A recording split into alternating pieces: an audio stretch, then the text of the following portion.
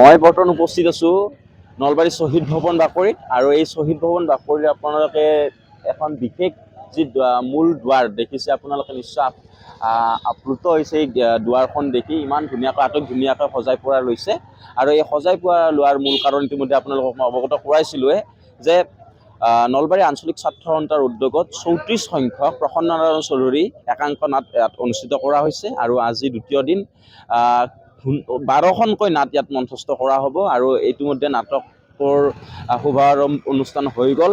ইয়াত উপস্থিত হৈছিল যি উত্তৰ পূব ছাত্ৰ সংগঠনৰ উপদেষ্টা সমুজ্জ্বল কুমাৰ ভট্টাচাৰ্য আৰু বিভিন্ন ইয়াত ছাত্ৰ সন্থাৰ বিষয়ববীয়াসকল আছে আৰু আপোনালোকক এই ভিডিঅ'টোৰ জৰিয়তে মই নাটকৰ কিছু দৃশ্যাংশ দেখুৱাবলৈ প্ৰয়াস কৰিম। এক সুন্দৰ পৰিৱেশ নলবাৰীত নাটকৰে বিৰাজমান হৈছে। নলবাৰী বুলি ক'লে আচলতে বিভিন্ন সময়ত ভ্ৰাম্যমানৰ পৰা একাংক নাটকৰ পৰা বিখ্যাত বুলি কোৱা হয় আৰু আজি আপোনালোকে এই ভিডিঅ'টোৰ জৰিয়তে নাটক চাবলৈ পাব। গতিকে ভিডিঅ'টো একেবাৰে শেষলৈকে চাই থাকক।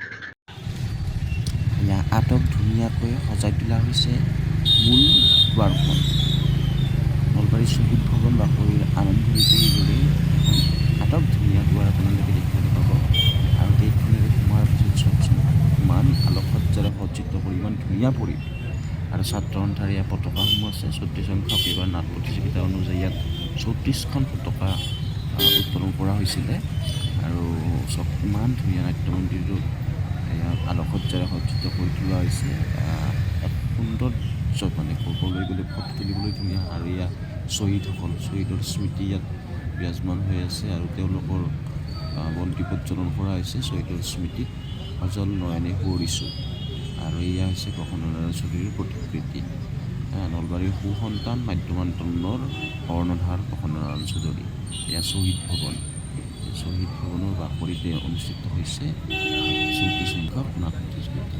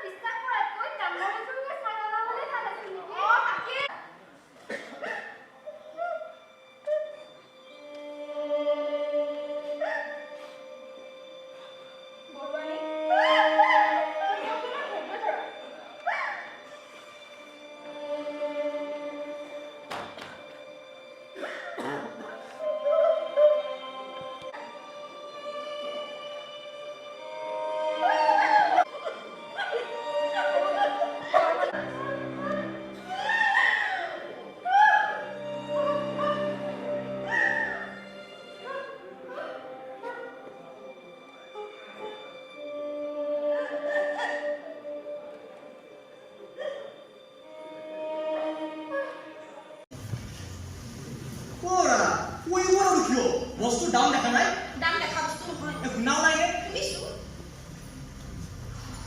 পিছে যোৱা সপ্তাহত যে তুমি মাংস বনাইছিলা বৰ সোৱাদ লগা হৈছিল দেই ইমান যে মজা বনাইছিলা নহয় হ'ব তেল মাৰিব নালাগে মাংস লাগিব আজি মা মা কিয় লগতে নামি আৰু মামীৰ ছোৱালী দুজনীও আনিব তাকেইতো এইটো বয়সত মা আৰু অকলে অহাটো ভালো নহয় দিয়াচোন অকলে অহাটো ভাল নহয় নে নাহিলেই ভাল হয় মানে মই ক'ব বিচাৰিছো গাড়ী মটৰ যিটোহে উৎপাত ৰাস্তা ঘাটৰ গাড়ী মটৰৰ চিন্তা থকা মানুহৰ অন্তত ঘৰৰ চিন্তাটো থাকিব লাগে তোমাৰ লগত কথা কোৱাটোৱে মুস্কিল হে বহুত গুণ দিছিলাই লিষ্ট নহয় লিষ্টৰ বাহিৰৰো কিছুমান বস্তু আছে লিষ্টৰ বাহিৰত আৰু কি চিলিণ্ডাৰ হাতে হাতে ফেচটো লৈ ডিঙি ফুলি যোৱাকৈ চিঞৰিছো যিমানে ডাঙৰকৈ চিঞৰিব সিমানে ডিঙি ফুলিব কিন্তু সেই নেতাজনৰ যাৰ মনত বলগান হৈছে তেওঁলোকৰ ল'ৰা ছোৱালীয়ে কষ্টি বহি আছে কেতিয়াবা খবৰ ৰাখিছেনে নাৰাখে কিয় ৰাখিব লাজ নালাগিব জানো তামোল খাই